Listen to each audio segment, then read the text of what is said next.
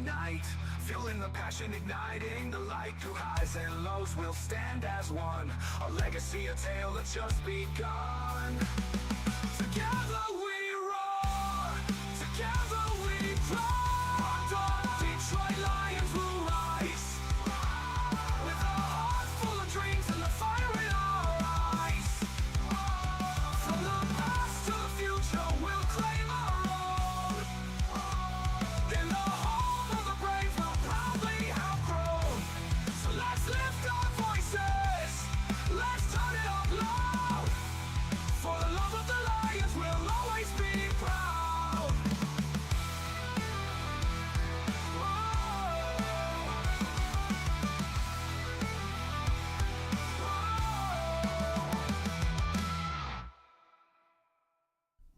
All right. Hey, good morning. Welcome to the Rise and Grind Morning Show. It's the morning after another epic Detroit Lions win from last night versus the Texans at NRG Stadium. The Lions finally found a way to win 26-23. Epic, epic, epic win. Congratulations to all the Detroit Lions that hung in there to make it possible last night. For all of the fans that traveled to Houston, tons of fans got to witness one of the best comebacks in Detroit Lions history. And not only was it one of the best comebacks, but it was Jared Goff's 10th fourth quarter comeback and 11th game winning drive for the Detroit Lions. He has now passed Bobby Lane for second place in franchise history in each of those respective categories for fourth quarter comebacks and his 11th game winning drive. I have a feeling, Eric, that number one is probably Matthew Stafford. I don't know. Has to be. I mean, he had like 40 fourth quarter comebacks, if memory serves me correct. It might be more than 40. So what a game, man. What were you thinking last night? We tried to get you in from the shack and the ice shanty, and didn't have the greatest of audio, but we tried to bring you in a little bit last night to get some of your live reactions. And like you said last night, man, you didn't waver, you didn't lose faith, you just kept hanging in there. And hey, Lions pull it out again. Yeah. Like today is kind of like that feeling. And yesterday, dude, I snapped out of bed today like it was Christmas morning. Did you go straight for the stocking or did you go straight for the presents? All of it, all at once. I didn't care. Listen, it's that feeling of just vindication. Awe. Yeah, just absolute awe. And like it's the same feeling that I had at halftime in the NFC Championship game. I'm just waiting for that rug to get pulled out from under my feet. But man, I had faith. I kept going. And you know what? Instead of that happening to us, it happened to them. In what a way for it to finish on the leg of Jake Bates, not once, but twice in yesterday's game. So after the first kick, they zoomed in on Jake Bates for, I don't know, probably a minute almost. And yeah, he looked, I don't know if he just was dead calm or if he was, I don't want to say razzled or frazzled or anything, but he didn't look like he was happy. I don't know why. Maybe because he barely squeaked it in. I mean, he shadowed the goalpost, the inside upright, and I don't know. He didn't look happy on the first one. The second one, obviously, he was ecstatic. Yes. Oh man, Legatron. You know, I've been calling him Legatron since the beginning, and then last night the national media finally caught it. And now they're all calling him Legatron. Love it. Yeah, and I know some people didn't want to call him Legatron because I guess there's some other guy that played for the Giants or the Jets that was called Legatron or something. But dude, this kid really is. This kid is the real deal. And even my buddy that was at watching the game with me last night, he's like, yeah, that Jake Bates, he's doing good, but I still don't trust him. And I'm just thinking, man, this guy is going to win us a game with some really long kicks. You watch. And then, lo and behold, he leaves at halftime and goes somewhere else, and Jake Bates booms him through at the end. I just wanted to be like, come on, man. Well, you've got to keep the faith in these guys. I mean, and until the Lions show us a reason why they are out of a game, I'm never gonna discount them. They've shown us too much already this season as to why, not only can they get back into the game, but this is the first time they've really been that down in getting they were getting their ass kicked all over the field. Jared Goff had one of his worst nights, and I don't think it's all his fault. You're going to have the Goff haters all over social media last night, of course, all over social media, already this morning, just still bashing the guy like, yep, he's not a $50 million quarterback. Really? Because he just got you back into that game. A bad quarterback allows those interceptions to interfere with their gameplay and their mentality. And Goff, cool as a cucumber, kept going back in there and kept throwing the ball and kept making play after play after play to get the Lions in position to win. So Jared Goff is my quarterback. Yeah, I could care less about the 5 interceptions. It's going to ruin his stats. It's probably going to ruin his MVP status. But people that watch the game, that understand football, they're looking at it from a different perspective. Like, not many quarterbacks can do that. Not many quarterbacks can throw 5 picks. Matter of fact, hardly any have ever done it. Matter of fact, I think the stat is here. I think I got a stat for you. Where was it? I think that he's the only quarterback since 2012, Matt Ryan, to throw 5 interceptions. So, yeah. There's that. That's a bad stat, but to throw 5 interceptions and down by 15 plus points and to come back and win the game is, balls of steel. Just say what it is. It's balls of steel. These Lions are for real. I know you were hearing it too. The Lions are frauds. That started coming out by halftime. Now listen, this is the thing that gets under my skin worse than anything else. When somebody texts me during the game and tells me that Goff is awful and that we're not going to win more than 3 or 4 games the rest of the season. That's the kind of stuff that gets under my skin and gets me going. It shouldn't. And I apologize to who I got on last night. I got after somebody last night. And I went off. And I didn't go to bed till about 3:30 in the morning because I was mad as a hatter, and I should have been the happiest dude on the planet, right?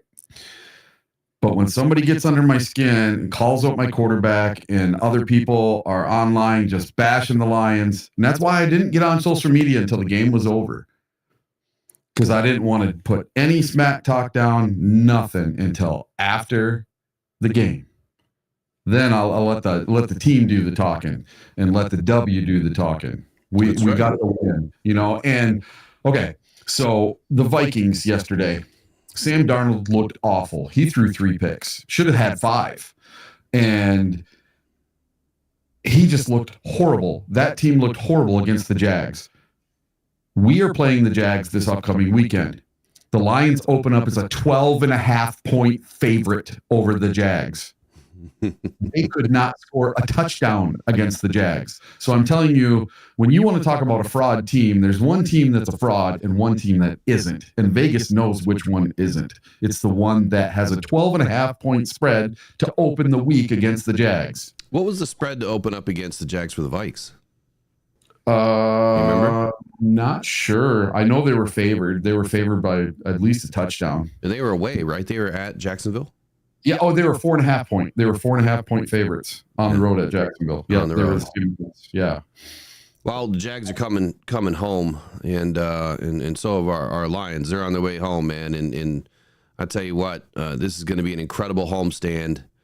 Having all of the fans back in Ford Field this weekend, it's going to be incredible. The energy is going to be so high after this win. I wouldn't be surprised if they do something with that decibel meter, because it's going to be incredibly loud. So I want to shout out everybody in the chat real quick. Thank you for joining us here the morning after the Detroit Lions win on Sunday Night Football. Your Dan Campbell, the coach of the Detroit Lions, is now 8-2 in primetime games. He has this team operating at such a high level. And a big shout out here to David Montgomery. David Montgomery now joins Barry Sanders and the Billy Sims as the only players in franchise history to produce 8+ rushing TDs in consecutive seasons. So big shout out to for Demo, man. He's really been a breath of fresh air to this team.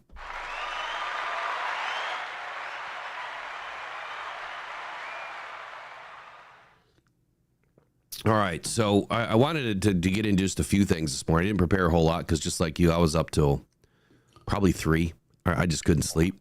You know, I drank coffee last night late, like I shouldn't have, but yeah, couldn't sleep. So not a whole lot really to go through today other than kind of what we talked about last night in the post-game show.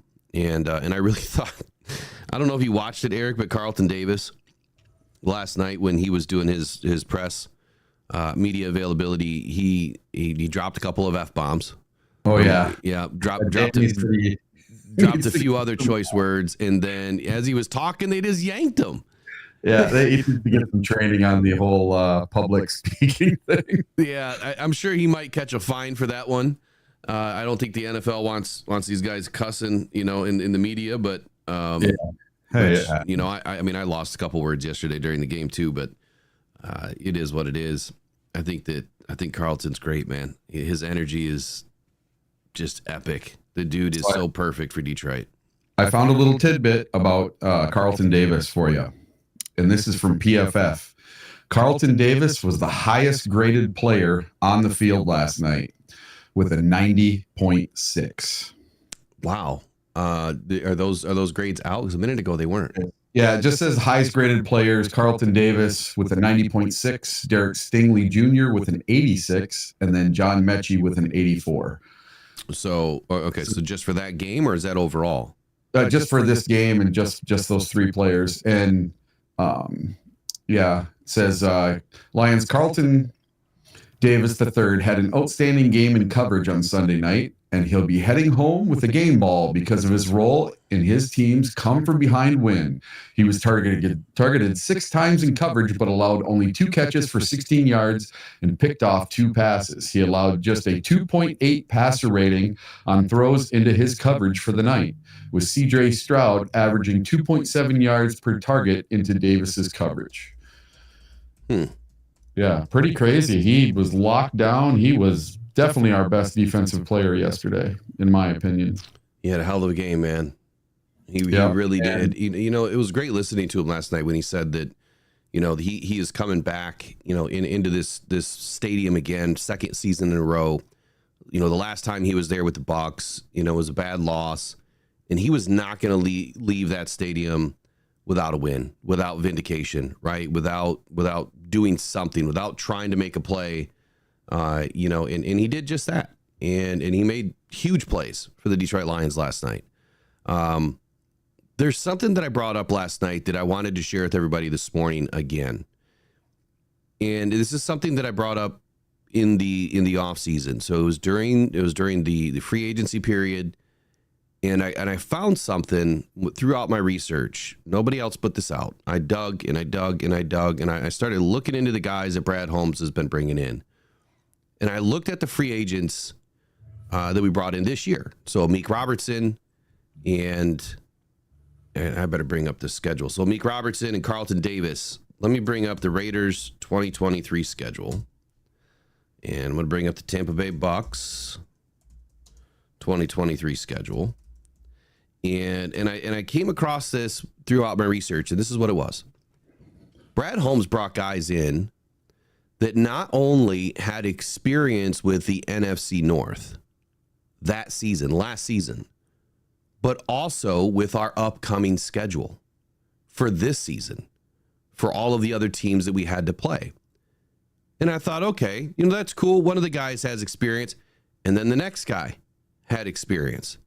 I'm like, there's something to that. I mean, it's either too close for coincidental, you know, in my opinion, that these guys both have a lot of experience with our upcoming schedule.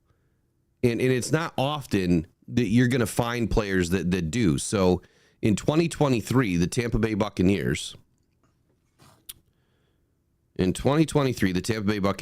obviously played the Lions, right? But they played... we play the Falcons this year, right? No, we don't. We don't play the Falcons. No. They play the 49ers. Yeah, we do, yes. Yep, they played the 49ers. Cowboys. Wait, that's this year's schedule. Sorry. Let me get into 23. I asked for 23. It gave me 24. Let me back up here. All right. So in 23, the Tampa Bay Bucks, they played the Vikings in week 1. They played the Bears in week 2. Of course, they played the Lions, right? They played the Bills in like week 5 or 6. The Texans in like 6 or 7 or 8, whatever week that was. The Titans, the 49ers, the Colts, the Packers, the Jaguars, and that's it. So 8 teams. 8 teams on our current schedule this season. They have the Bucks played last year, so 8 teams that Carlton Davis went up against last season. We're going up against this season, but it's not just 8 games, it's 11 games. Because we played 3 of those teams twice this year. So 11 out of the 17 games that we play this season, Carlton Davis played last year. So he has all of that experience from last year to carry over to this year. And that's huge experience to bring in. That you're familiar with that team. And yes, there's changeover every year, but the base of that team is pretty much the same. So then I went to the Raiders. I looked at the Raiders and I'm like, okay, what experience is Amik bringing to this team? Let me pull it up here. All right, so the Bills, week 2.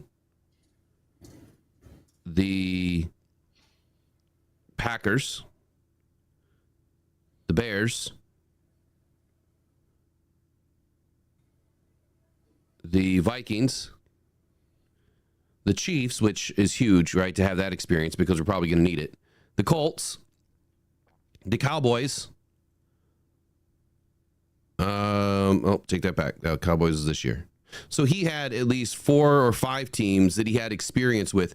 When you go the year before that, when I went into 2022, he had even more experience.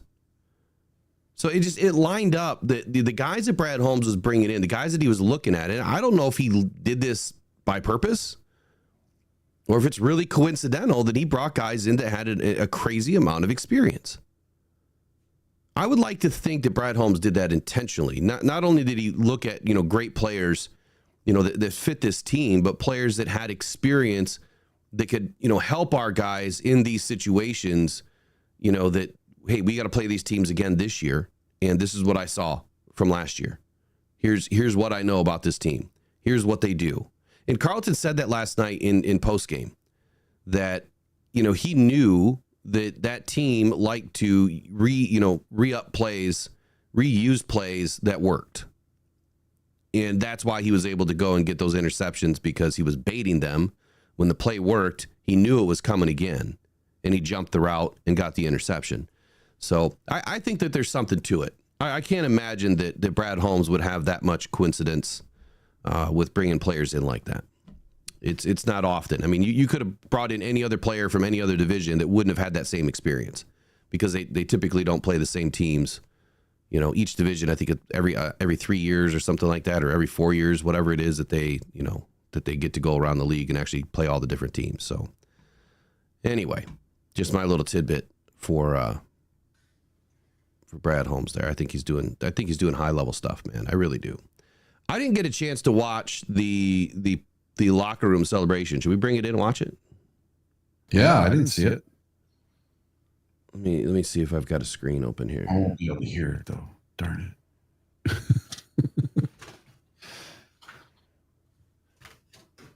Let's see here. Let me find it. Let me make sure I got a screen that I can do this with.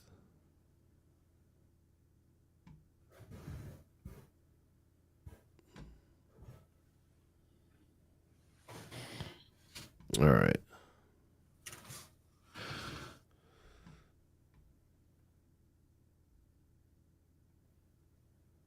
All right. There's old Dan Campbell. And let me slim him down a little bit. It looks like he's a little bit out of frame. All right, let's take a listen to this. Let me know if you guys don't have audio. You should.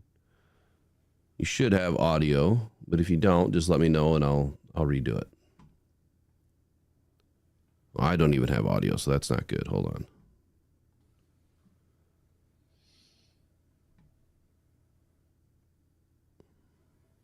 Oh my God, man. Man, that is the definition of resiliency. You guys just kept banging away, right? We did whatever we had to do, and we just bought our time. Defense, that was outstanding, man. That was outstanding. That was outstanding. And we knew it was just a matter of time. Offense, we get our points, man. Bates, that was freaking ginormous. All right. Look, and I just say this again. This is what great teams do. This is what great teams do. Even when you're having an off day, you find a way, man. You freaking find a way and you will it to happen. That's what you did today. That's what you did. I got 3 game balls. You guys have audio? All right. I'm going to start here. All right. This guy is from here. All right. This guy's from here. No points in the second half. 2 takeaways. He is the defensive coordinator. Hell yeah, AG. So well deserved. I love this team. Defense, 4 tackles, 2 picks. CD. 2 picks. I just want to say one thing, man. I swear to God, every game I'm coming out here and giving y'all my best, man. Like, I don't give a what's going on. Whether we down or we up, y'all got me. Y'all got me. Love it. Love his energy. Last but not least, 2 field goals, one on 58 yards, the other one a game winner, 52 yards, 2 extra points. Mr. Bates. Hey, good win. Shout out my boys Jack and Hogan, man. I love you guys, and man, I'm just so happy to be a part of that operation. Love you guys. Break it down, man. Hey, if that ain't a f***ing lesson, it ain't over till it's over. That's f***ing what it is, boys. Way to f***ing fight all day. We're f***ing different. We're f***ing different than all 31 in this league, all right? Way to f***ing go. Win on 3. 1, 2, 3. Win! Damn right we're different, man. Correct me if I'm wrong, Eric. That is Jake Bates' second game ball. I think it is. Carlton Davis' first of the year, Aaron Glenn's first of the year, but that's Jake Bates' second game ball. Yeah, and Jake Bates, Legatron, got the game ball for the other week, and he got one from Sunday Night Football last night, and he got one from Coach Dan Campbell, and he carried them both through all of his pressers last night. So he carried these 2 game balls all night, right? And they asked him, well, what do you do with these game balls when you get them home? And he's like, well, right now I just live in this little apartment, so I just put them wherever. He doesn't even have a shelf to put his game balls on. I'm surprised he doesn't put them in a bag and carry them with him everywhere he goes. This kid is humble, beyond humble. And I knew it from the very beginning. I'm telling you, I've been a huge Jake Bates fan right from the very beginning. Dude, I love this kid. Yeah, absolutely amazing. He's a perfect fit for this team, man. He's not only does he have the talent, but he has that mentality as well to stay in it. It's not over until there's 3 zeros on the clock. Just like Jared Goff said last night, this team is different. We've been saying it all season. It is a different feeling in Motown. It is a different feeling as a Lions fan. Last night just proved to everybody, not only throughout the league, but every Lions fan that has been waiting and waiting and waiting and waiting, that it can actually happen this year. So we had a lot of Lions fans. I'm not one of them, but there's quite a few that said it would be good for us to have a loss last night. So it would humble us a little bit and, get us back on track, because we had a few of those the last couple of years where we lose one game and then we go on a nice little win streak. But I think this is even better than a loss. Oh, yeah. For the morale of this team, because we just showed that no matter what, we could be in the Super Bowl and be down by 21 points in the third quarter, and we just proved we can come back from anything. It doesn't matter what you do in the first half of a game. We can come back and win the darn game. So I think that, you're spot on with, what fans are thinking or whoever's thinking, sometimes a loss is good. It humbles you or whatever, helps you get back on the right track if you're struggling. But at the same time, a win like this, to your point, it does the same thing, but I think it rises up a couple of rungs here because it gives them the confidence now that when it's fourth quarter and there's 5 minutes left in the game and you're down a touchdown or you're down 6 points or whatever it is, that you have it within you and that you have the team around you and you can go get it done. And that's what they proved last night. Big shout out to Aaron Glenn, man. And big shout out to all those people that kept saying Aaron Glenn needed to be fired. Because Aaron Glenn, like I said, he was missing his personnel. He did not have the right personnel to do what he needed to do with this defense. And this year he started out with the right personnel. And they went a little bit deeper. And they backed up the right personnel with the right backups. And he is deep into the weeds right now into that defensive line. And he's showing, and the linebacking room. I mean, the linebacker room has suffered significant injuries too. Rodrigo and Barnes and Jalen Reeves-Maybin. I mean, we can't continue to take hits like this. No. But look what he's doing with them, man. He's got these guys ready every single week. They played out of their minds last night. Yeah, we're so thin at linebacker. I didn't know what we were going to do last night. No Rodrigo, no Jalen Reeves-Maybin, no Barnes, like you said. Nowoski had to step up.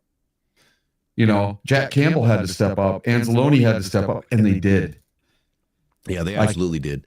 We were just 13 likes away from getting these ads turned off. We've got 115 people in here or so right now. If you wouldn't mind smashing that like button. If you haven't subscribed yet to Rock Down Detroit Lions and the Rise and Grind Morning Show, we'd love to earn your subscription this morning. You got news and rumors and everything coming from us Monday through Friday, 2 hours a day, 8 to 10 a.m., and then we supplement with videos and other live opportunities throughout the week. Tomorrow on the Rise and Grind Morning Show, if you have bought raffle tickets to the Rock Down Cancer Foundation, which is Buy Me a Coffee /Rocked On, there is a bunch of raffle items in there available. If you've bought raffle tickets, tomorrow we're going to do a fairly long segment on getting all of the raffles completed at the halfway point through the season. So everything that's in there right now is going to be done tomorrow. And I'll probably do that probably the second hour. So 9 o'clock forward, we'll start doing the raffles. If I have to go a little over, that's fine. But I want to make sure we get them all done so we can get everything shipped out here this month. That way you have it before Christmas. Have it way before Christmas. But right on. All right. So report on Sam LaPorta. I just saw someone asking about Sam LaPorta. So he is dealing with an AC joint injury, according to Dan Campbell last night, but it's definitely a shoulder injury. I think that's where we're just going to lump it. It's just a shoulder injury. We'll find out probably more today as they get back into town and he undergoes, some sort of, x-rays or MRIs or whatever he's going to get to solidify the injury and let us know what's going on there. But let me just see what one article had to say here. Nothing major, again, according to Dan Campbell. Injuries are always major. I mean, you never know what they're going to be, but really that's it. They're just saying, that he didn't appear to grab it at his shoulder or anything or go down after a hit. But he was just questionable to return. He probably just took a block on or got hit from the side or something. I don't know. I didn't see it. I didn't see the injury happen. So he went to the locker room, never came back.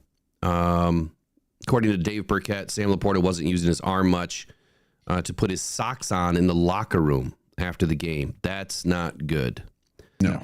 He wouldn't say exactly what the diagnosis on his left shoulder was, but said tests after the game showed nothing major, according to Sam LaPorta. So that's good news.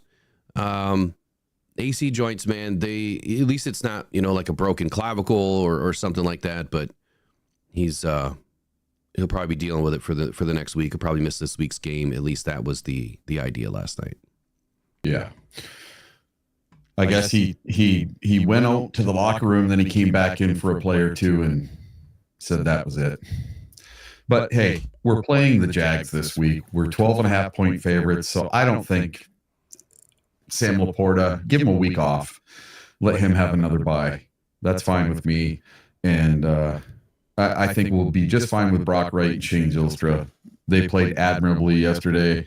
There was one play I know for sure that Brock Wright was wide open and Jared Goff just did not see him. Yeah, so we looked at some stats this morning, and the reason why I'm not 100% sold on next gen stats and never have been. Next gen stats are they're AI stats. So you've got chips in the football, you've got chips in the shoulder pads, and I don't know where else they've got these tracker chips, but it's like all based on like GPS. So their pressure stats, in my opinion, they're close, right? They're very, very close, but there's a big difference sometimes between what Next Gen says and what PFF says and what other sites say. So I'm going to wait until all of the rest of them come out, but it tried to say that Jared Goff had 3 seconds of time to throw last night. I don't think that there's anybody watching this right now that believes Jared Goff had 3 seconds of time to throw last night. There's just no way. So we'll wait and see if that gets adjusted, but we'll wait and see also tomorrow when PFF, or later on today, PFF should be done, hopefully, compiling the stats and at least getting us, the pressure stats. At a minimum, the Lions at least had 16 pressures on the night and 4 sacks. Eric, I asked you to do a little exercise this morning. Were you able to get it completed? All I can find is per player. I can't find which week they got them in. Yeah, so if you just do team stats. I did. Here, It's all driving right. me nuts. So you just go week 1, Lions team stats into the Google machine. And you can go week by week on PFF. So I didn't check PFF. Here, let's just do this. If you go to ESPN. Oh, okay. All right, wait. It's not letting me whittle it back. Why is it not letting me go back? So, I mean, I was having a tough time. I was able to find like who has all the sacks, but well, I mean, were you able to get? See, I don't know if you're going to have all the stats. Here, we'll go to Pro Football Reference. So here's the exercise. I wanted to know where the Lions stats were since Aidan Hutchinson, has been out. What did the Lions do through each week? And let's see how they're performing right now. And as far as sacks are considered and pressures and things of that nature. Now, we'll need some more stats for last night. We'll have to wait and see, like I said, when PFF comes out to be able to get the rest of that information. But according to PFF here, once I can figure out where they put the defense. Sacks, here we go. Come on. Advanced stats.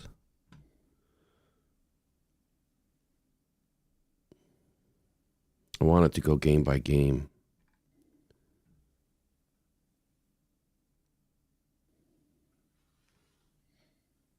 Games and schedule. There we go.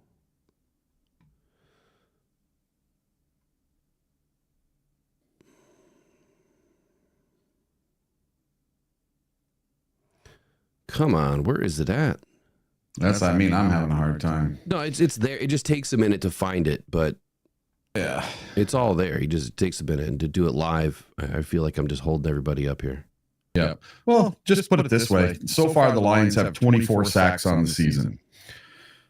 Aidan had 7.5. So that means there's been 16.5 sacks without Aidan. And we know 4 of them came from last night. So that puts us down to 12.5.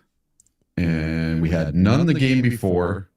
And I think we had 3 the game before that. So that would put it down to 9.5 sacks.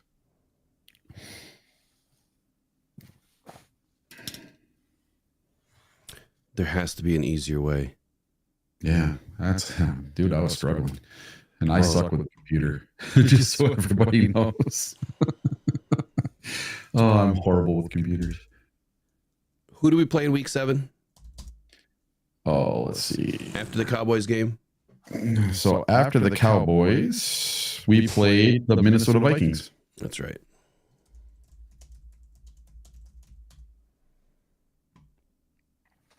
And in that game, do you know how many sacks we had?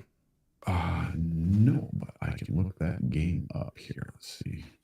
Yeah, if you just want to keep looking and go game by game and just tell me and find out how many sacks we had per game, that's what I would need. Yeah, I'll just look the box score up. Yeah. All So, right. oh shoot, I just closed my screen. Didn't mean to do that. All right. So we'll come back to that once you get it ready. Just let me know. Yeah. Yep. Just give me a minute or two. I'm running out of room on my paper. So last night, obviously, nothing was going right for the Detroit Lions. Early in the game, it looked like they were overpowered, overmatched by this Texans defense. And again, during the pregame, I let everybody know I was more worried about this Texan defense than a lot of people were letting on that, that we were just going to run roughshod over this team and win by double digits. I didn't see it happening. I really thought that this team was going to test us, not only because of the style of defense that they run with the wide nine, but the caliber of players that they have. I mean, they had rookies last night that were playing out of their mind. Kamari Lassiter and Bullock and others, they played extremely well last night. And this is a defense that is well on its way. This is a team that is well on its way to being a contender. In very short order, they're going to be a contender, and they're going to be a team that is going to put a thorn in everybody's side. They are almost there. Just couldn't capitalize last night on all the mistakes that the Detroit Lions offense made, and our defense. I mean, they really stood up. They really stood up and showed everybody why you don't discount the Detroit Lions at any point in time in any game. But Jared Goff had a rough night, man. 5 interceptions through 3 quarters. And the Lions trailed only by 10 points, which is crazy. If you give the Lions 5 turnovers, I guarantee you they're going to get at least 21 points out of those 5 turnovers. Instead of just wallowing, in his mistakes and, getting down on himself and allowing it to affect his psyche, Goff didn't. He stood tall. He got right back into that pocket, dropping back, throwing dimes, and doing what he needed to do to get this team into a position to win. Rallied, this team around him, an improbable 26-23 win last night, capped off by a 52-yard field goal by Jake Bates as time expired. Wasn't a more fitting end to the game last night. I couldn't believe it. So I wanted to ask everybody in the chat and everybody listening this morning when looks like we hit our likes. I'll get ads off. When you saw Dan Campbell with roughly, 35 seconds, I think he had left in the game. It was 3rd down, 2 timeouts. And he decides to just run the clock down to 4 seconds and call a timeout and kick the field goal. What were you thinking? Because, I mean, for me, I was like, well, this is different. What are you doing? Most teams would want to get a few extra yards. And so Juice's ghost, yeah, there was a few plays in there where Jared had some bad tosses. He threw some great dimes last night, some great passes. Mm-hmm. Phenomenal passes last night, especially at the right time. So the ones that went into the dirt, some of those were intentional. You have to understand that. Sometimes when you're under pressure and you don't have anybody open and the play is not there, you just dirt it. You don't want to get an intentional grounding. You don't want to take a sack. You've just got to dirt the ball. And that's just the way that it is. Jared's one of those quarterbacks that will do that. Not every quarterback will do that. They'll try to force a throw, and then it usually turns into a bad play. Jared already had enough bad plays. He was not going to, make another boneheaded move last night and put that team into a bad situation. Matter of fact, you should be thanking Goff for throwing the ball in the dirt as opposed to trying to force it between triple coverage and coming up with a 6th interception. So some of those dirt balls are intentional. It's by design. So the question remains, what were you thinking last night? Were you a little beside yourself thinking, Dan, what are you doing, dude? You've got time. Like, go get another 4, 5, 6 yards. Get Jake Bates closer. You still have all the time, the timeouts. It's 3rd down. Hell, you might even get a 1st down, and you can get even closer yet. And so then I started thinking about it a little bit more. And I would love to know what you guys think in the comments or the chat below. And then I started thinking, you know what? Dan is probably at this point in the game, and he's thinking, this has been a tough game. And man, we don't need another setback right now. If we run the ball, and we had plenty of runs last night that went for negative yardage. If we run the ball and we lose yardage, we're going to put Jake Bates into a even more precarious situation with a longer field goal. He barely threaded the needle on the 58-yarder. I mean, it shadowed the upright. And when you shadow the upright, I mean, he was probably an inch away or less from that ball banging off the upright and bouncing out. And on the second one, he went to the other side. He barely squeezed it into the left side, or the right side of the left upright. So I was thinking last night, very smart move by Dan Campbell. He was confident, obviously, in Jake Bates' leg. He nailed the 58-yarder. This is a 52. If you take a TFL right there, and it happens to drop you for 5 or 6 yards, and now the ball is not where you want it. What if it's on the right side, a right hash, and you want the ball on the left hash? Or what if, you're at the left hash and now the ball's in the middle, but you wanted it on the left hash? All of those things can impact how that kicker kicks. So I think it was the right move. And I know it was probably not a very popular move last night. I'm sure a lot of Lions fans were screaming at the TV last night like, what on earth are you doing? But I think that Dan Campbell made the right move. And I think that, it shows he's thinking ahead. And I guarantee, and I want someone, if any of the insiders are listening to this, please ask the question why he made that decision so fans can know. Otherwise, they're never going to know. They're never going to know why he made that decision.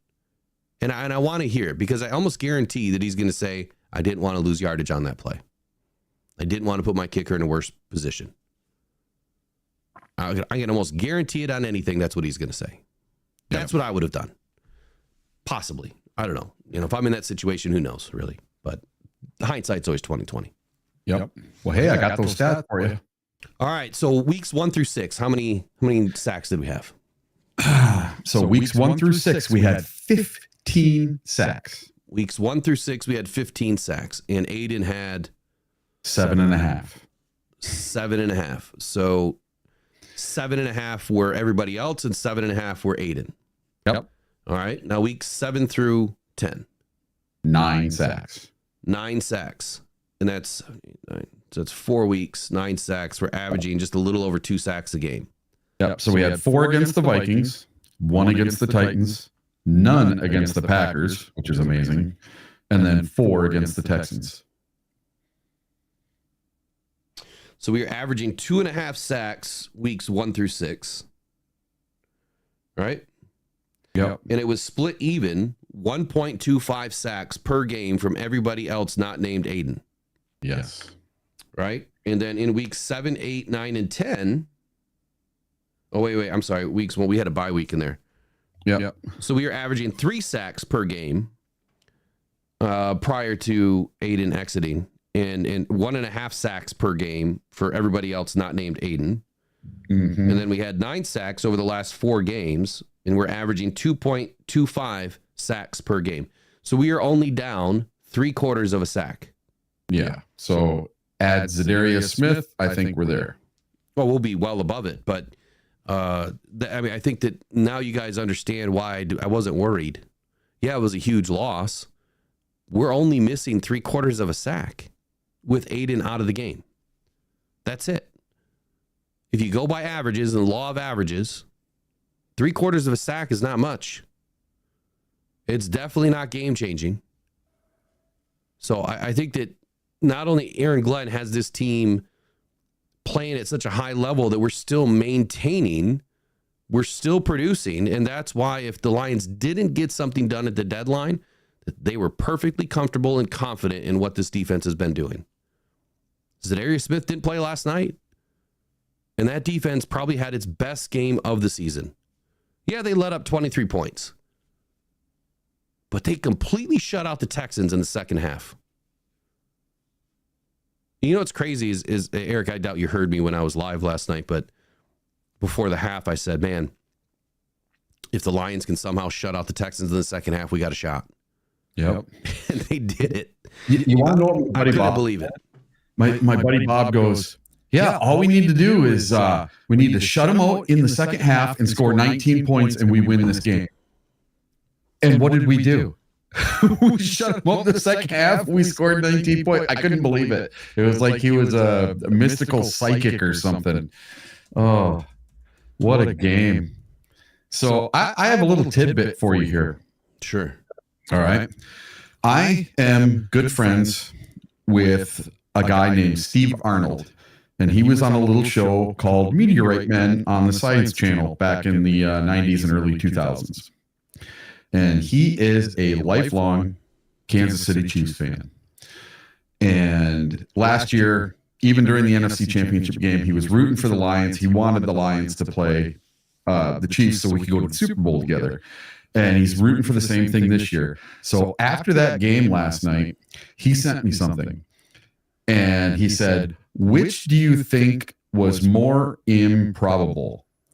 The Lions coming back and beating the Texans, or the Chiefs blocking that kick to win the game? Say that last part. Say that again. The last part. So which do you think is more improbable? Which is more impossible to happen? That the Lions come back and win that game after halftime, down by 16, or that the Kansas City Chiefs could block that kick on a 35-yard field goal? I would still go with the Lions.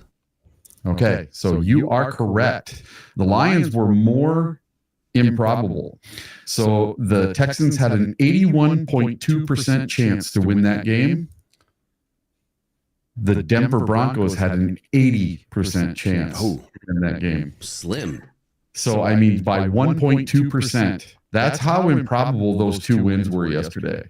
You know, and I was listening to the radio on the way home, and I have to tell you this, okay?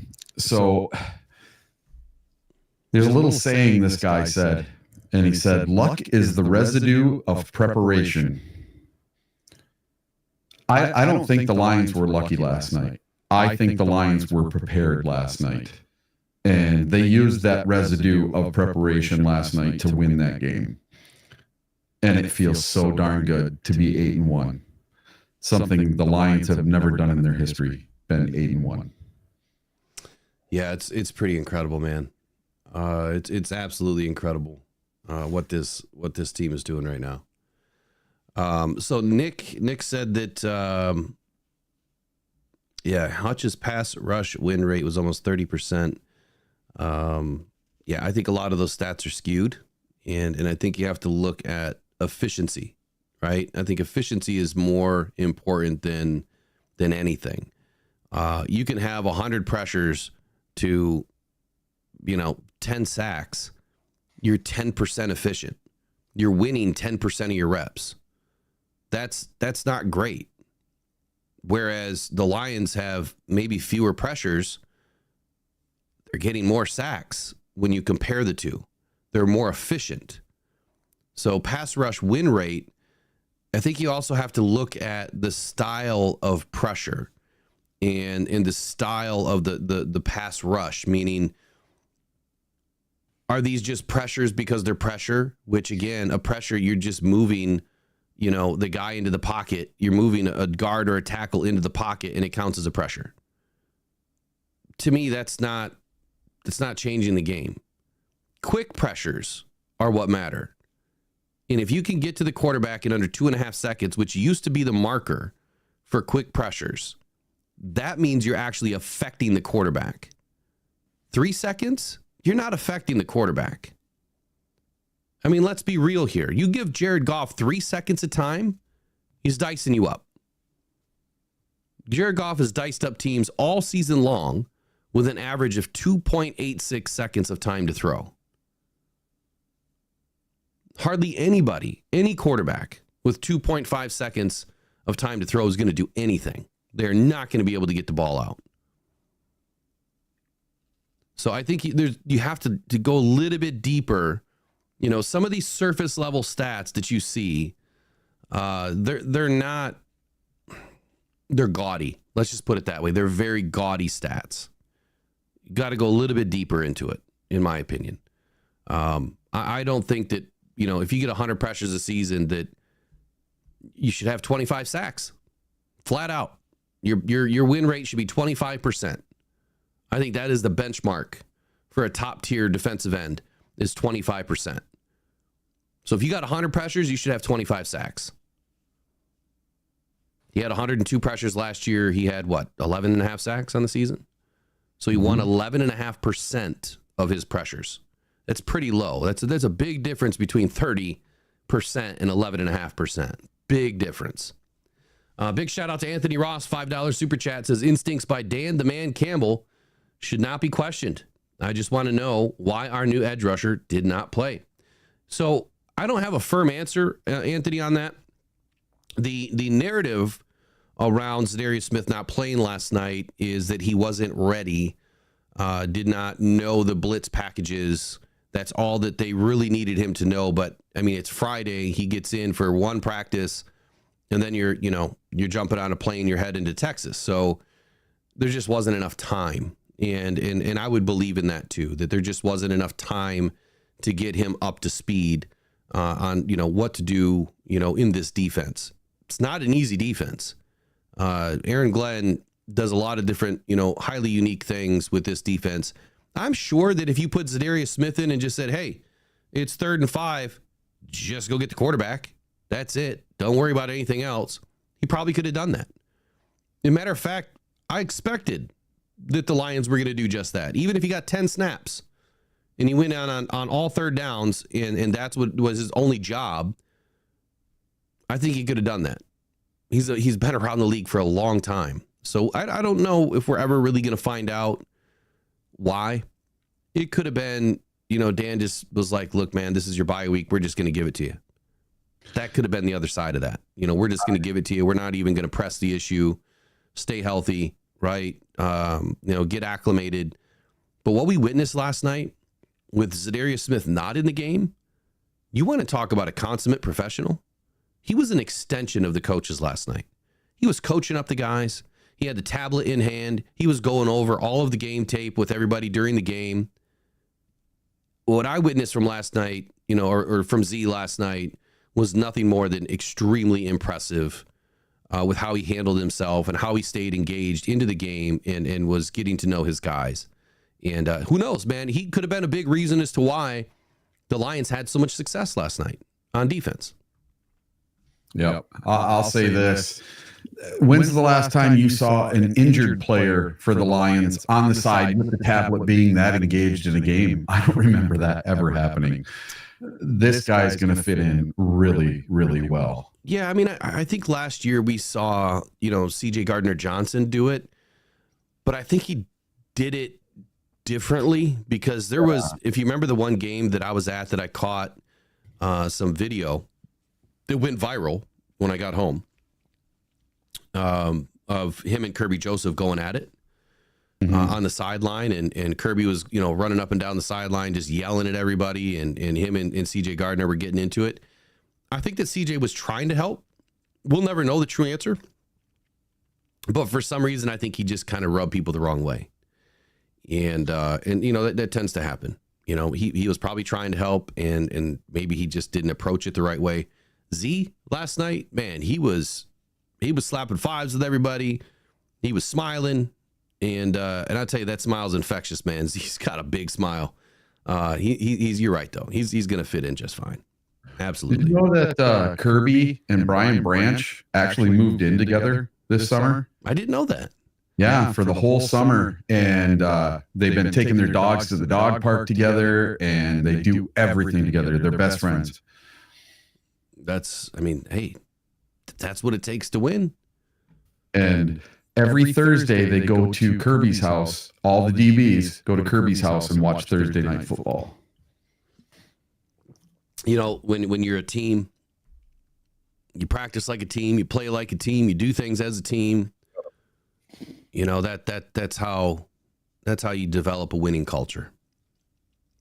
That's I didn't know that, man. That's cool.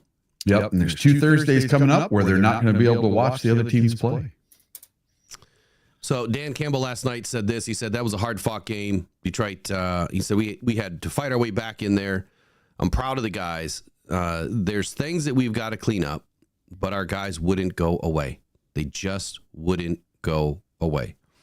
That is a testament to Dan Campbell and this coaching staff. Again, not many teams are going to do what we did last night. They're going to be down and out. They're going to give up. I mean, how many teams we beat this year where we had a sizable lead and you could just see the sideline deflated for the opponent? Just absolutely deflated. They're done. I mean, you saw Chicago Bears, was it DJ Moore that just walked off the field during a play? Yeah. I mean, he thought that the play was over. Like, he just gave up. Whether he thought, Caleb Williams was running out of bounds or what, he just gave up on the play. You're never going to see a Lion do that. And if they did, they probably would be fired the next day, I would assume, because that's just not how Dan Campbell expects these guys to play. Yeah. I fully expect Eberflus to be fired by the end of the season, or at least his offensive coordinator, because the Bears just cannot score. Yeah, let's talk about the NFC North here for a minute. So, looking around the league last night, who got wins and who didn't. So, Vikings ended up beating the Jaguars 12-7 last night. So the Vikings are now 7-2, right? They're 7-2, 3-1 on the away schedule. Of course, we gave them their home loss, their only home loss of the season so far. And the Bears lost last night 19-3 to the Patriots. Couldn't score a touchdown. They got a field goal in the second quarter. Caleb Williams barely threw for 120 yards. He was sacked 9 times last night. Had a QBR of 13.6. I'm sure Jared Goff probably wasn't that much better. I really don't know how much better it was. Let's take a look. Jared Goff, his QBR was terrible, 29.1. But he didn't take any sacks, even though he threw 5 interceptions. But the fact that these Bears, I mean, with the team that they have, and I said it from the very beginning, you cannot buy a team and expect to win ball games. It just doesn't work. It really never has. You might put together a really good team. Let me say that another way. I think it can work with the right coach and the right coaching staff and the right schemes, and you make sure you bring in the right players. But it won't last for long because you're not going to be able to keep those players around because their salaries are going to be too high. And that's what's going to happen to Chicago. They're going to be in cap purgatory here pretty quickly.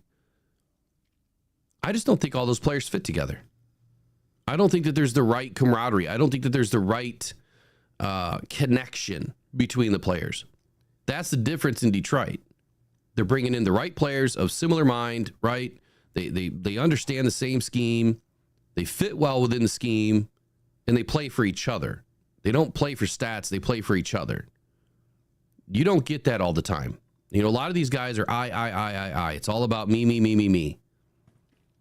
And you're seeing the difference between a Detroit team that is well coached by a former player and, a Chicago team that is struggling, all the way around. And they have some of the best players in the league on the team. They just can't figure out a way to get it done. The Patriots beat them. Yeah. And that ended their home win streak.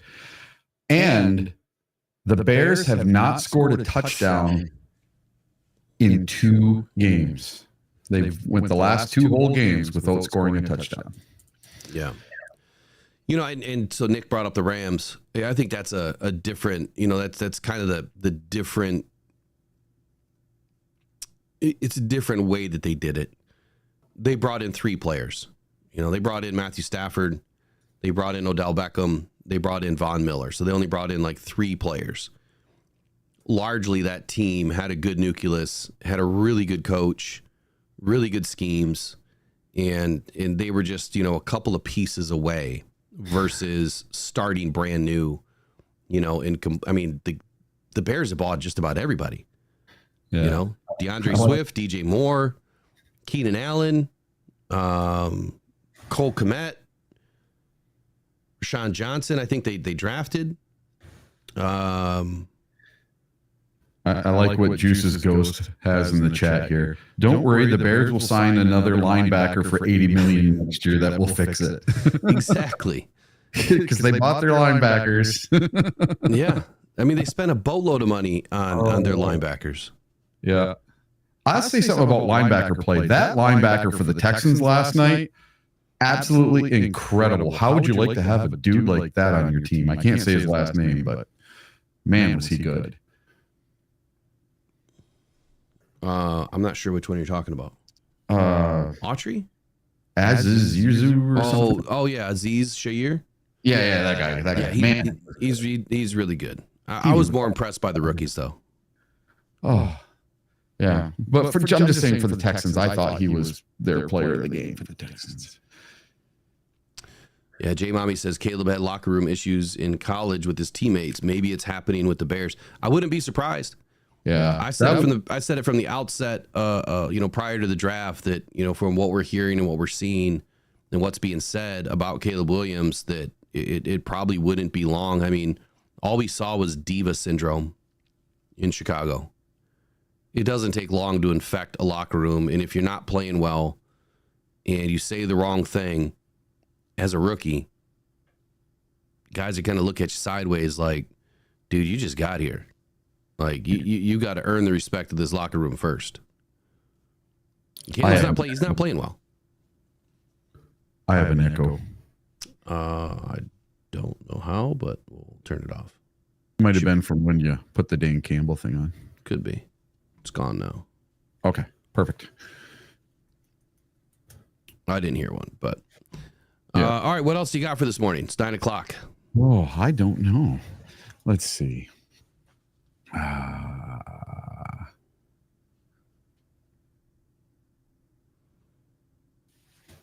I'm kind of unprepared this morning. That whole staying up super late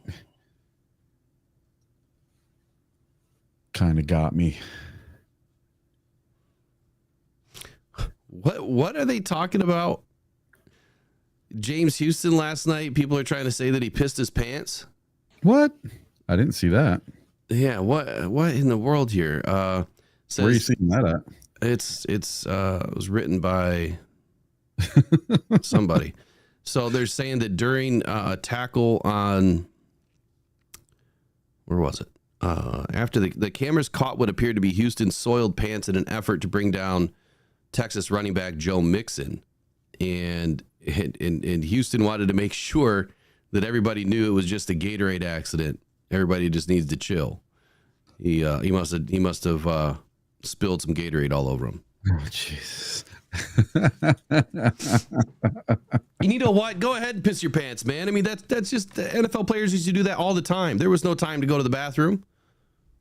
They used to piss their pants all the time. There's nothing worse than getting tackled by a guy that's got, pissed on pants. I'm not going to say that I did it in a game, but I'm just not saying I didn't do it in a game. I mean, sometimes you just don't have time. And you know what? If it's really cold out, kind of warms you up. Just saying. So I got a subject for us. How about those fans? I'm going to tell you what. We were down by 16 to start the third quarter, and I could hear Jared Goff chants the entire second half because we had the surround sound on in the shack last night, and you could hear it. Jared Goff, let's go Lions, let's go Lions.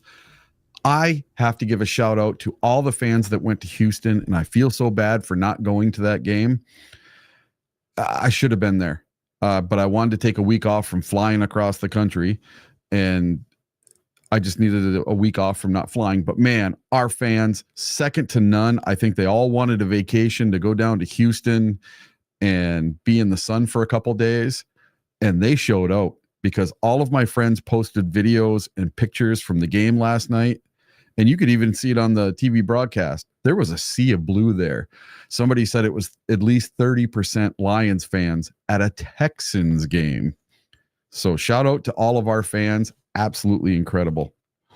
And in the fourth quarter, our crowd was credited with an offsides false start by the Texans while the Texans were on offense.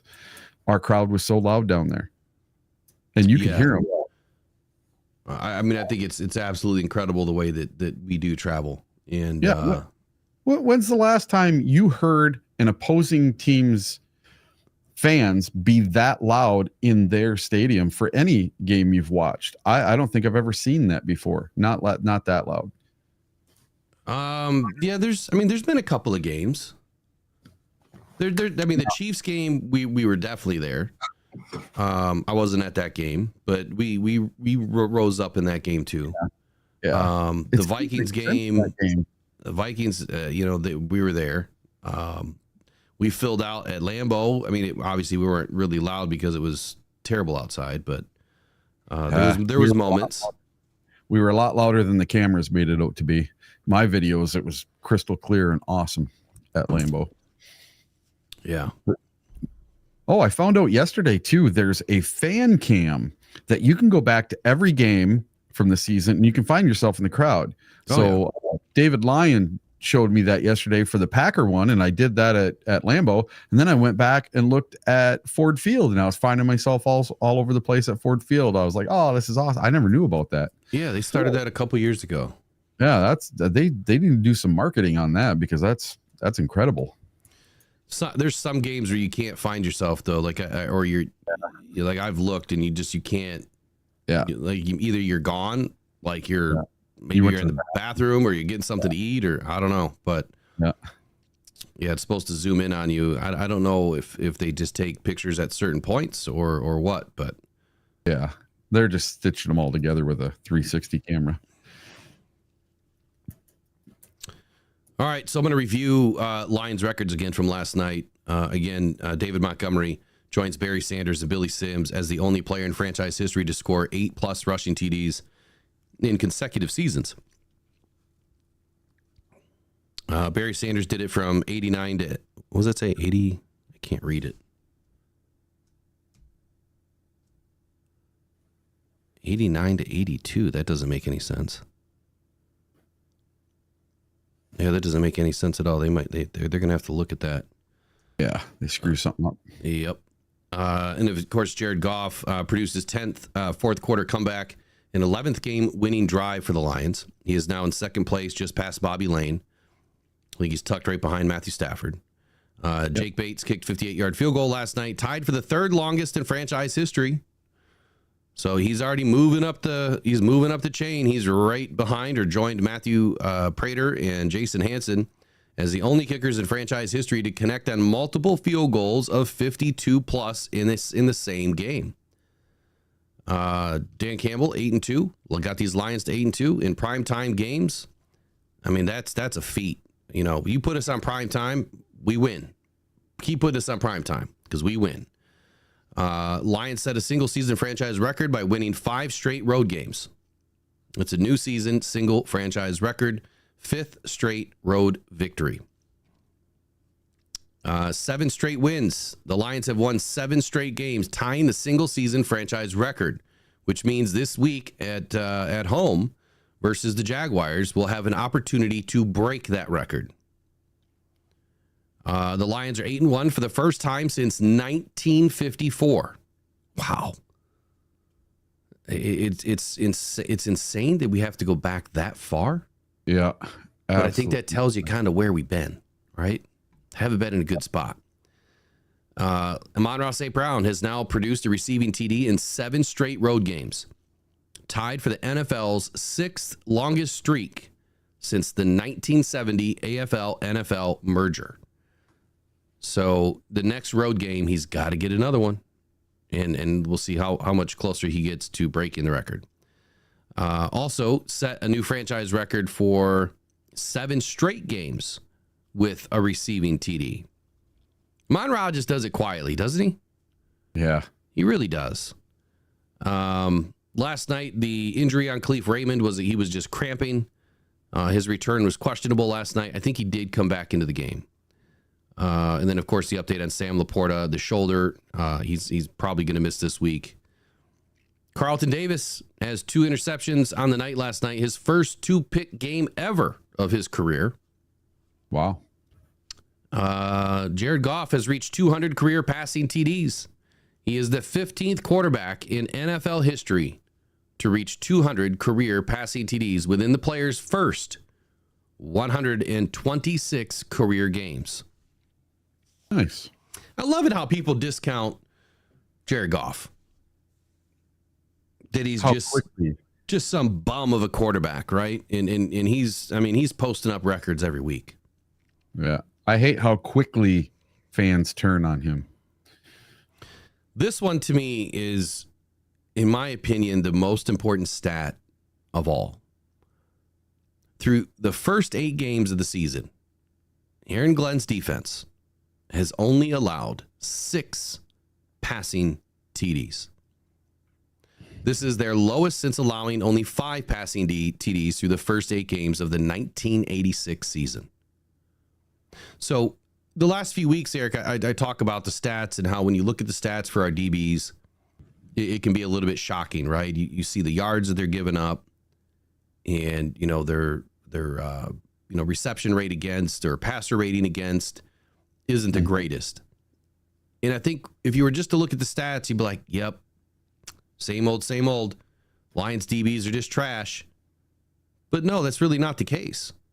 You get them into the red zone, they shut you down. They play well in the run game. They're a big reason why, a team has not been able to run for 100 yards on this team in now 28 games. Yeah. How'd Joe Mixon do last night? Joe Mixon finished with 46 yards on 25 carries, 1.8 yard average. Exactly. But the fact that the Lions are not letting up passing TDs, and yes, they're giving up some yards, and I attribute that between the 20s or between the 30s, whatever you want to look at, between 30 and the 20. Yeah, they're giving up some yards when they're playing with a lead. But that's because they have a lead, and they're just trying to get out of the game. If they weren't playing with a lead and they were giving up all those yards, then I would be concerned. Yeah. So you got to look past the stats sometimes and just watch the film and see what it is exactly that this team is doing. Because I don't think that there's any coach out there that's going to look at those stats and say, oh, yeah, they're giving up that many yards. We're going to have our way with those Lions this weekend. Nope. You're not going to score a touchdown through the air, or at least very few. Yeah. Well, we let Mechie have his first of his career last night. So I have a little stat for you, kind of a first time in 30 years. So for the first time in 30 years, the Detroit Lions betting line is the highest in nearly 30 years. The Detroit Lions are favored by 12.5 points to open up against the Jaguars this weekend. So we're creating history before we even play another game. And so much for people thinking the Lions are frauds. If the Lions were frauds, the Lions would be a 3-point favorite at home, not a 12.5 point favorite to open up at home. So what was the record, or what were you saying? So it's the highest opening point total to be favored for the Lions in nearly 30 years. We have not been favored by 12.5 points in 30 years. That's crazy. You don't ever see teams double digits. Yep. So here it is. So the last time the Lions were favored by at least 12.5 points was in week 16 of the 1995 season with Barry Sanders. In that game, the Lions, who were in the middle of their 3rd consecutive season making the playoffs, were favored by 13 points over a brand new NFL expansion team that was in its first NFL season, the Jacksonville Jaguars. So once again, we're favored by 12.5 against the Jacksonville Jaguars. Nick P says the Lions are going to have some problems with Trayvon Walker, Josh Hines-Allen, and then Arik Armstead. The Jags can create pressure. We'll get into the Jags on Thursday and Friday this week. We'll talk more about that. During this week, though, I've got to get it solidified today. We are going to bring in a few special guests on a couple of night podcasts, and we're going to be kind of doing a breakdown of, I know we're going to do a breakdown of the Chiefs and the Lions. Nice. Excuse me. We're also going to do a breakdown of the Jags with a Jags fan that has a wealth of knowledge and podcast. So we're going to have a few guests on this week and talk about a few things. And then over the coming weeks on the other channel, we're going to be doing a new style of NFL talk is the goal. We're going to be talking about the entire league, kind of giving us a little bit of an NFL roundtable, if you will, but more information will follow on that soon. Just got to get it worked out. I really don't have a ton left, so I'm going to go ahead and skip over to Lions news and rumors. For today, we've got to get these stats to come out, and then we'll be able to discuss a little bit more of the game and what really happened. Jameson Williams for his first game back. I was impressed. Dude, 2 of those catches were fantastic. Great concentration catches. Now, he looked hurt after he got hit in the back on that one where he got doubled over. Mm-hmm. And I didn't see him make a catch after that. And I don't think I don't know how much more he played after that, honestly. Yeah. I don't remember seeing him play much in the fourth quarter. But I know 2 of his interceptions that Goff threw were him trying to hit JMO deep to the left side. So there was an article that came out on JMO. Yep. And I want to go through it. It came out yesterday. And it was a deep dive into Jameson Williams' background. So I found it interesting. You know, like I was starting with, I was impressed with JMO yesterday. Those 2 catches, to your point, high concentration catches. Not all athletes, not all receivers are going to make those catches. On the second one, you can tell that he was looking forward. He heard the footsteps coming, and he still made the catch.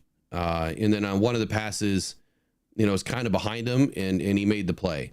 But I thought that he, you know, was the spark. I mean, he was the only thing that was working early. Yep, for sure. So this article says it's called a Freep dives into Jameson Williams' background. Now, as we all know, I'm going to read verbatim from this article here. It's credit to Morgan Cannon. Says that, as we all know, how a person comes up through their youth can really shape someone. How they think about things, how they trust people, and how they move through life can all be formed through early experiences. So when you consider the circumstances on how Detroit Lions wide receiver Jameson Williams was raised, you begin to understand the person beyond the football player.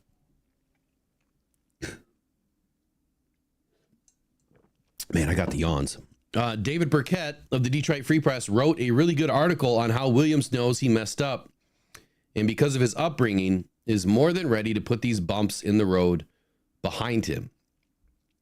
As far as his time in his hometown of St. Louis, one memory Williams carries with him is when coaches from Ohio State were in town to meet with him and his family at their home on the south side of the city. Quote, "We were just eating dinner on the couch.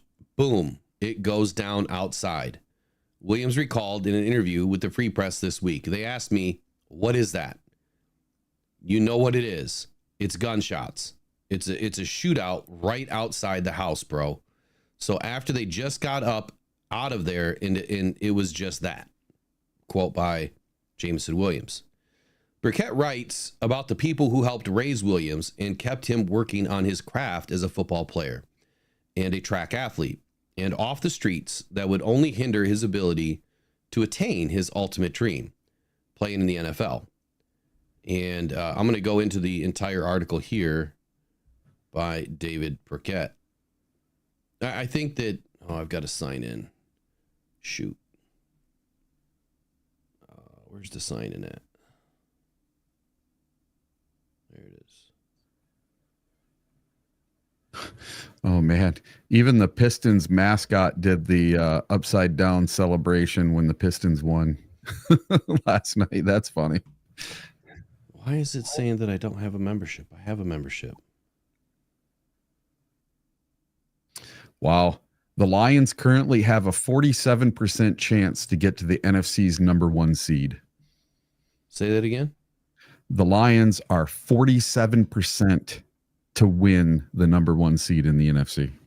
I don't know why this is saying I don't have a membership. Maybe I have the wrong password in. So I'll recap this tomorrow when I get that figured out. I've got to find my password. But anyway, I think the reason why they're going through some of this is because of the recent issues with Jameson Williams and, you know, the whole gun thing. And, you know, he was raised differently. He was raised in an area that obviously, much like Detroit, has some rough areas. And, you know, part of what you are brought up into and the way that you are brought up into this world, you know, some of that stuff sticks with you. And, you know, to J-Mo's credit, I think he just wants to protect himself and he wants to be as safe and he wants to make good decisions. But sometimes the forward thinking just isn't there to, you know, get certain things settled. And even in your mind, you know, you're not doing anything wrong, but in the law's mind, it's wrong. It's against the law. And even though you know you're not doing anything wrong, it can still get you in trouble. I think a lot of people have great intentions, but sometimes just not putting forth effort to get a few things wrapped up can lead to trouble. And it's trouble that maybe you didn't ask for. It's trouble that maybe you don't deserve, but you put yourself into a position that can put you into a worse position, if you know what I mean. So I think that when we look at, you know, where players come from and who they are and maybe some of the mistakes they make and the troubles they have, their background is very important. So I'm going to walk back, you know, like where I said I was done with J-Mo just because of all this crap. I thought about it and I was going to wait until he came back, that he's been through a lot, you know, as a youth. He grew up in a rough area and I'm sure he's seen a lot. And it took a lot for him to stay away from that and to make good decision after good decision after good decision to not get involved in the fray. Right? Not get involved in the gangs or not get involved in the riffraff and, you know, getting in trouble. So shout out to J-Mo, man. He's made a lot more right decisions in his life than he has wrong. And this was just another situation that could have been prevented. Decision making is a real problem for a lot of people. We've all made bad decisions. So I think he'll get it right. And hopefully, you know, nothing ever comes of that whole situation, and he's able to get, you know, things registered, you know, in Michigan the right way so that he can protect himself, because, you know, everybody has that right. You just got to do it the right way, you know, until we get rid of, you know, the current laws that we have now and maybe adopt, you know, some laws that are in other states where you don't need a license. You know, you can just carry, then do it the right way. But until then, I wish J-Mo nothing but the best, man. He's made plenty of right decisions to be where he is today. He just has to keep making those right decisions moving forward. But he had a good game last night. I was impressed to see him bounce back. So good to see him, you know, doing what he needs to do. I'll leave it at that. Yeah, we had a good question here from Kyle Defoe. And he's wondering if we have insight about the offensive line. Do you think our woes there last night were because Decker was not playing? I have to watch the tape. I you know, from some of the plays, because you can't watch everybody, you know, during the game. You know, I kind of key in on, you know, watching Jared Goff, you know, obviously from the beginning to see where the ball is going to go. I don't key in just on offensive linemen all the time. And the few plays that I did see last night of Skipper, he got his butt kicked. He was overmatched. Graham Glasgow was overmatched at times last night too. Everybody was. Penei Sewell was overmatched last night. I'm not going to say it was just because of Decker, but I did put out that warning yesterday that we're going to see last night, just how important Taylor Decker is to that offensive line. And I'm not saying that he was the entire reason why. That was a very good Texans defense. And they threw everything in the kitchen sink at us. Typically, when you lose just one piece it doesn't go that badly, but man, it went pretty bad for a while. And it wasn't until the second half when that defense was exhausted. I mean, I said it early in the game. They keep going that hard and they keep doing what they're doing, they're going to run out of steam. And Ryans ran his defense out of steam. They did not have enough to sustain in the fourth quarter. And they were blitzing consistently. They were sending consistently. And you can only do that so long, especially against a good offensive line. You know, I mean, it's still a very good offensive line. So they're fighting back. You know, it wasn't easy, but, you know, they won a lot of reps last night. They absolutely did. And I'm not as concerned. I just hope that we're healthy and that last night didn't show us that maybe these guys are a bit banged up. And, you know, it's the midseason woes of injuries that are kind of catching up to you. We're on a run. And, you know, hopefully they can continue, you know, on the run. But I think that this offensive line is tired right now. I really do. I found an article by Jeremy Reisman, and he's giving grades to like all the offensive line, defensive line, all that kind of stuff. And for the offensive line, he gave them a D. And he says the beginning of this game couldn't have gone much worse for the offensive line. Detroit managed just 23 yards rushing on 13 carries in the first half. Awful. Oh. And then he wrote, while 2 of Goff's sacks were the direct result of immediate pressure given up by Detroit's offensive line, it was looking like it was going to be an absolute terror of a day for the offensive line. But give them some credit. They bounced back in a big way in the second half. Detroit rushed for 82 yards on 19 carries for 4.3 yards per carry in the second half. Goff just assumed a single quarterback hit in the final 2 quarters, and that directly led to them scoring 19 unanswered points for the win. So I do think they cleaned it up a little bit in the second half and did a much better job.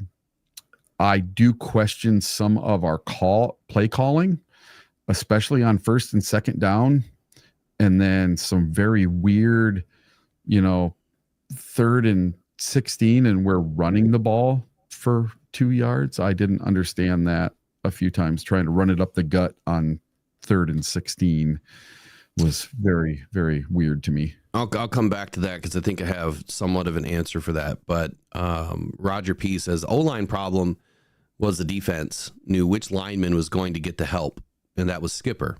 If you know where the protection is, makes it easy for blitzing. And I would agree with that, Roger. But what I did not see last night is a lot of protection. I did not see enough of, you know, the jumbo sets, you know, or 3 tight end sets. I did not see enough of, you know, pre-snap motion, getting a tight end behind Skipper. I saw it a couple of times, but I didn't see enough. We're missing Parker Hess, right? Ever since Parker Hess was waived or whatever, let go, the offensive line has struggled a little bit. We're missing that H-back. That H-back was critical to this game plan, in my opinion. When you look at the first half of the season, Parker Hess was a very critical piece. He was picking up blocks. He was making sure that Jared was protected. I don't understand what happened. I really don't. I mean, I'm glad that they've got Shane Zielstra up, but are they going to utilize him as an H-back? Are they going to put Brock Wright back as an H-back? What are they going to do? Because right now, it's not working. You either have to have somebody back there, you know, on some of those plays where you're backed up or, you know, it's 3rd and long or 2nd and long, and you know that defense is coming after you. What happened? That's my big question. Why is Parker Hess gone? And why are we not putting somebody else in that position to give this offensive line some help? Because clearly that was a big part of the plan, you know, through the first 6 games of the season. So something's, I just don't get it. Well, I think Rodrigo getting hurt had a lot to do with that because Rodrigo was our fill-in fullback, and him getting hurt kind of put the kibosh to that. Yeah. Hopefully he's back for this next game. William Tillack has a good point. He said, our O-line was not tired in the fourth quarter. That's right. They did, you know, take it deep, man. Deep water last night. The Lions went into really, really deep water. And that Texans defense seemed to tire out a little bit, and we were able to capitalize. So you were talking about running the ball. And in running the ball, you know, when it was like, what, 3rd and 16, we're backed up. And I want to say that was in the end of the 3rd quarter. It might have been 3rd and 7. And we were, no, that wasn't it. That wasn't that play. It was, I think it was the one before that. We were deep in our territory, right? Mm-hmm. Well, that was 3rd and 8. Thought it was the 3rd quarter. It might have been the 4th. 3rd and 8. There was a couple of plays that just, it didn't make any sense to me. It just seemed we punted that possession, right? Yeah, and we punted right away. Yeah, we went 3-0. Well, then it had to be at the end of the 3rd quarter. So 3rd and 7, we were at the 47-yard line, and we ran it for 2 yards. Yep, that was it. And then we punted, and it looked like, yeah, Montgomery fumbled on that play too, which we recovered. Yeah, I didn't understand that either. So it was 1st and 10 at the 44. We send Jahmyr Gibbs to the left for no gain. And then it was 2nd and 10 at the 44. We send Jahmyr Gibbs to the left again for 3 yards. And then it's 3rd and 7 at the 47. And you run it again with Montgomery off the left side again for 2 yards. And then you punt the ball. So 3 straight runs to the left. Yeah. And you're at midfield. Like, you're at midfield, Dan. What are you doing? It didn't make any sense to me. Because prior to that, it was 3rd and 9, and it was a swing pass to, you know, Jahmyr Gibbs for 33 yards that got us up to the 44-yard line. So you're almost to midfield. Why run it 3 times in a row when you need a score? So it didn't make sense. That was some shaky play calling there. There needed to be another pass mixed in somewhere to at least have an opportunity to get a first down. Here's a question for you, Will. So earlier, I think it was in towards the end of the 3rd, we score a touchdown, and David Montgomery goes for 2 points, and Dan Campbell immediately had 2 fingers up. We're going for 2. We're going for 2. Going for 2. My buddy Bob that I watch the games with, he's like, man, that's going to come back to cost us. We could win this game if we just kick the extra point. And I'm thinking, yeah, but we need 16 points. And he's like, yeah, but if we score a couple times, it'll be fine. You know, if we go to kick that field goal and it could just tie it where we could just win the game. And it came back at the end of the game. You know, we were tied up there, and that extra point would have put us ahead and made it a little easier at the end of the game. I'm not following you here. So if we kick that extra point. Which one? When we went for 2. Was it our first touchdown? Second touchdown? Second touchdown. It was the only time we did it the whole game. We went for 2. David Montgomery did not get it. And we failed to convert that 2-point conversion. If we go for 1 and kick the extra point and get the extra point, then we would have been ahead 24-23 with 2 minutes to go. And it would have made it a little easier, I think, on Dan Campbell to just take a knee and run the clock out. So second touchdown. Yeah. Second quarter. Lions were down 7-23. Yeah. Scored a touchdown. Right. So that made it 13-23. So the reason why you go for 2 there is because you are down 2 scores with 2 2-point conversions, or you're down 3 scores. Yeah. So if you go, touchdown, extra point, you're still going to be down by 2 points. You need a field goal to win. Yeah. So that's why he was going for 2, because even if you miss it there and then you get another touchdown, it's field goal to tie. Yeah. Does that make sense? Yeah, but so either way, you have a way to tie or win if you don't get the extra point. My issue with that play is why the hell did you run the ball? Yeah, in the fashion that they did. It just, and Dan Campbell was pissed. You could tell that something wasn't right with that play.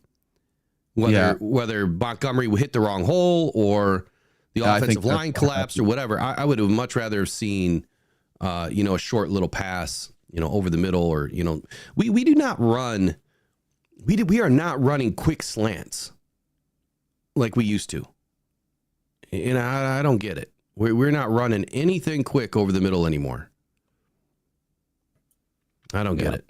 Yeah, me neither. And going back to that article that Jeremy Reisman wrote about the running backs, he wrote, and this guy kind of ties in, it just wasn't David Montgomery's night. And while I don't think that's entirely on him, he missed at least one opportunity to find the end zone on what I thought was a well-blocked 2-point conversion. He just missed the hole. Gibbs was also fairly ineffective in the first half, but was essential to Detroit's comeback victory. After tallying just 19 yards on 9 touches in the first half, Gibbs' speed was on display, and he exploded for 89 second-half yards on 12 touches. And you could see they used Gibbs a lot more yesterday than they have been. Well, yeah, I mean, he pretty much started the game, and they went to him a lot more for whatever reason. Whether it was the scheme or whatever you want to call it. Maybe he had a better week of practice. I don't know. Shout out Dennis Tidick. See you in here, buddy. Gerald Swearingen says, did you notice how they had, this is funny. Did you notice how they had a red end zone, a red wall, and red uniforms? No wonder we had 5 interceptions. Just like the Lions had blue uniforms, blue end zone, blue wall, right? And I don't remember which game that was, but they threw some interceptions to us. Rams. There we go. Yeah. So it's not the reason why, but I hear you. You're being funny. Too funny. So back to what I was saying about running the ball 3 times during that play, during that series where, they ended up losing or having to punt at damn near midfield. Ornery U of MDAD says, on Skipper's side yet. So they were running it towards Skipper, the weaker side of the offensive line, 3 times in a row. Didn't make any sense either. Like, typically you want to run to your power side or, at least run to where your better offensive line is. And that was definitely to the right. I don't understand it. Some shaky play calling again from Ben Johnson last night. I'll never understand it. I mean, sometimes the guy just is cooking. He's mixing it up. He's calling a great game, and you can't question anything Ben does. And then you have a couple of games this season like this where just head scratchers. Like, what are we doing? It just doesn't make sense to, somebody sitting in this chair on a Monday morning. I don't know. It was very head scratching last night. I truly believe that, coaching was probably the best and the worst parts of our game last night. On defense, I think they played one hell of a game, especially coming out of the half, allowing 0 points in the second half and getting 2 interceptions to come right out of the gate. That part was absolutely fantastic. But there was some absolute coaching blunders in this game. Well, I don't know how many weeks in a row it's been now, but we at least scored in the third quarter. It wasn't our best third quarter, but we at least scored in the third quarter, a touchdown. So all we can ask for. I think the biggest reason why the Lions win this game last night is defense. That defense, they played out of their minds. Absolutely played out of their minds last night. Yeah, I can't wait to sit down and rewatch this game. In James Houston. So, James Houston last night, again, I think he's slowly proving and earning the hearts of Lions fans over again. It's, to me, I never counted the guy out. I just thought that he needed time. Then again, he showed it last night. He just needed a little bit of time, and he's getting better and better and better each week. He has to build his confidence. A lot of what these players thrive on is confidence. And if you're not getting the playing time and you're not developing and the other thing is rhythm, if you're not developing a rhythm and you're not figuring out what's working for you, it's hard to just step into a game for a limited amount of snaps and affect the game. Now, in James' rookie season, it was different because he didn't have many snaps and he came in on limited snaps and was banging, sacks left and right. Not so much after an injury. He's got to regain that confidence, that rhythm, and get the feeling back. And I think that's what you're seeing right now is he's finally getting that feeling back that he can do it. And I haven't seen, any reason to be concerned that he's not going to continue to get better throughout the season. Hopefully his trajectory continues to go up, late into December and into January football, where we're going to need him to play his best football. And maybe Za'Darius Smith could be a big helping hand for James Houston, another new face in the locker room, somebody that maybe he can latch on to learn a few things from and help propel his game, to new heights. Nationally. So what are they saying nationally after the Detroit Lions' wild win in Houston last night? Well, there was plenty to say. The Lions came back from 16 points down in the second half and overcame a 5-interception night from Jared Goff to beat the Texans 26-23.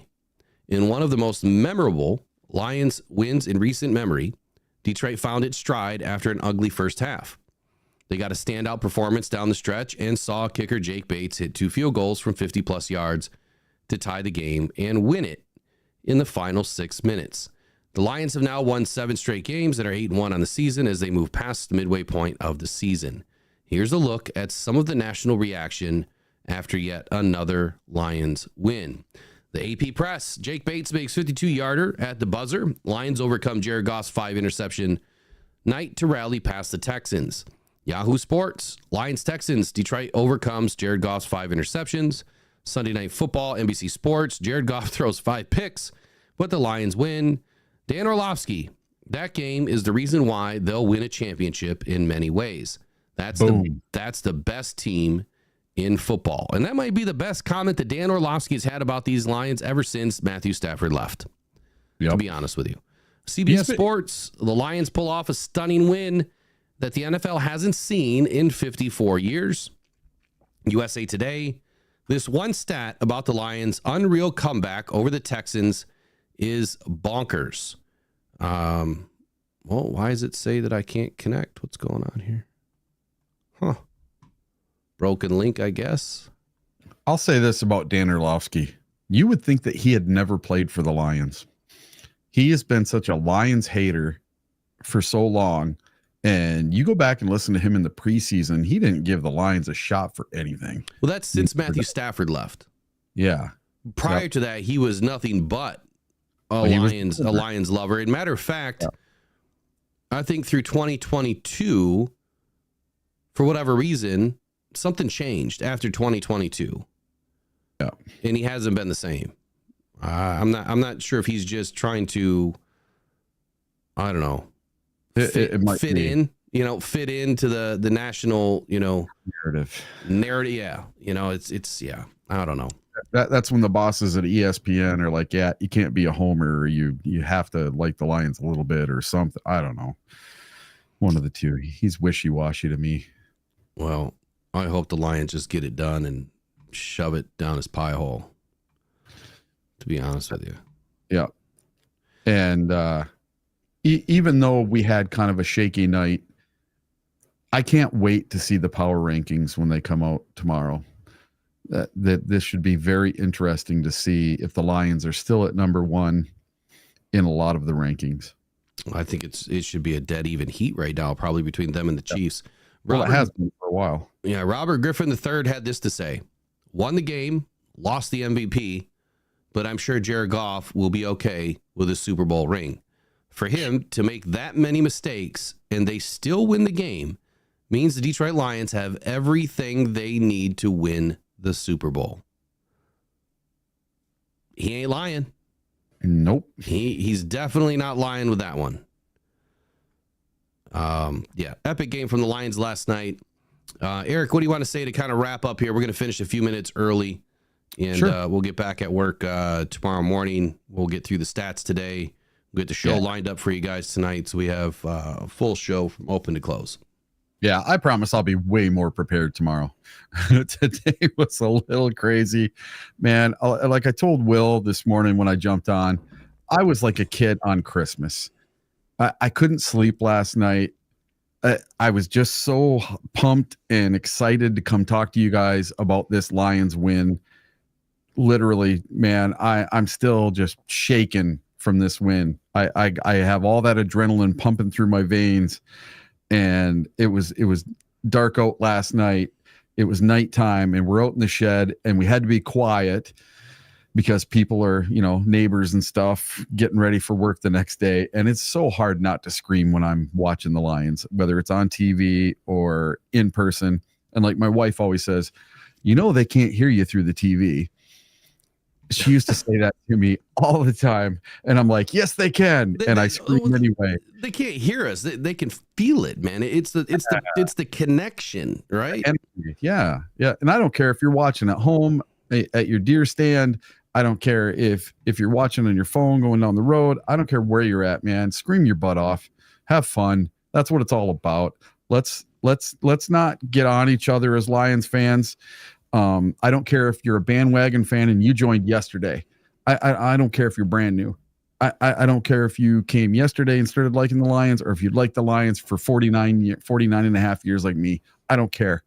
Everybody's welcome. Let's all be Lions fans. Let's all root for them together, and let's get that Super Bowl. There we go.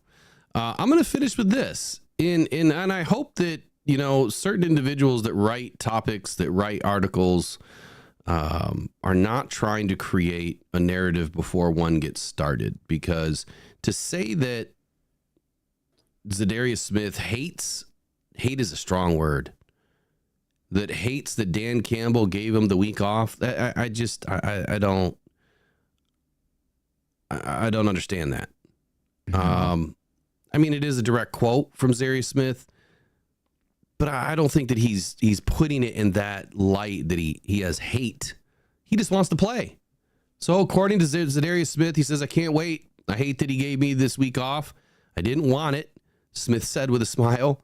But that's something that they wanted for their players, and that's what I love about this football team. They care about their players. And actually, he was a player, so he understands what's going on. So when you read an article like that, an article headline that, says Za'Darius Smith, I hate that Dan Campbell gave me the week off, sounds so negative. And you wouldn't know any different until you read the actual quote, where it's framed totally different.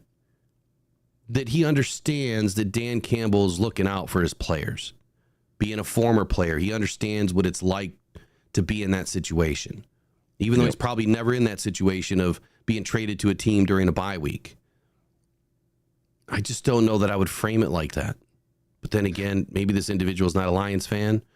I don't know. Maybe all they want is your click. Probably. He also went in to say this, is Za'Darius Smith. He said he wanted me to take a week off because it was a bye. I haven't had one. And then I actually stay in Florida. We had the hurricane in Florida. I wasn't able to get home. He told me he'd give me 2 days, and I actually went home and checked on the house. So that's love from Coach, man. So I would have framed this totally different. Totally different. Final quote from Za'Darius Smith. A lot of sacks, man. A lot of pressures and getting after the quarterback. You saw me coaching up the guys. You're going to get much more of that coming up soon. I'm so excited to see the Smith. I don't know how to frame it. I guess I'm just really excited to see what he's going to bring to the table.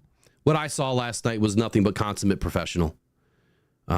He was all over the place trying to help this team, even though he couldn't be on the field, and he wanted to be on the field.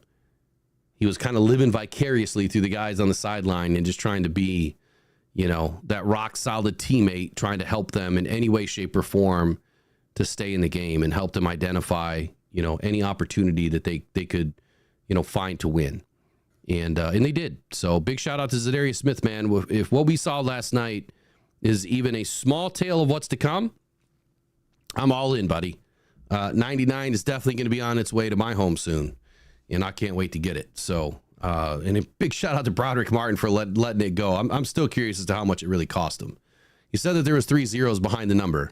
Yeah. So at least some bucks. I mean, hey, it could be 10 grand. It could be, it could be 99 grand. It could be 100 grand. Who knows? Just 3 zeros behind it. So at least we know it's in the thousands, I guess. Could have been 1,000. Who knows? I don't know. We'll see. Here's what I do know. Lions are up against the Jags this week. We'll get into the rest of this game tomorrow morning. We're going to dive into the stats tonight once they're released, and we're going to paint the full picture tomorrow at 8 a.m. right here on the Rise and Grind Morning Show. I hope you all have an epic Monday. Enjoy this epic Texans Lions victory for your Detroit Lions. I certainly did. I can't wait to go back and watch some of my reactions last night and see just what I said, because it was, man, I was distraught last night for a minute. I was really distraught, but glad to see they pulled it out. This is a team of destiny. This is a team that's well on its way to hopefully getting a Super Bowl opportunity this season and doing something with it. We'll see you guys in the morning. Take care. Go One Pride. Go Detroit Lions. Take care. Bye-bye. Every day, thousands of people are discovering Uper Lights, Michigan's newest, funnest rock to go find on the shores of the Great Lakes. Don't go out with just any light. Try the Convoy C8 from uperlights.com. It's guaranteed for life, and you'll find all the ones everyone else misses. Quality UV lights that are perfect for Uper Lights, with prices starting as low as $20. Please make sure to visit uperlights.com for all your UV flashlight needs, with the best guarantees on the market. Just what you wanted and not what you didn't. The best quality, the best guarantees, and the best UV flashlights from uperlights.com.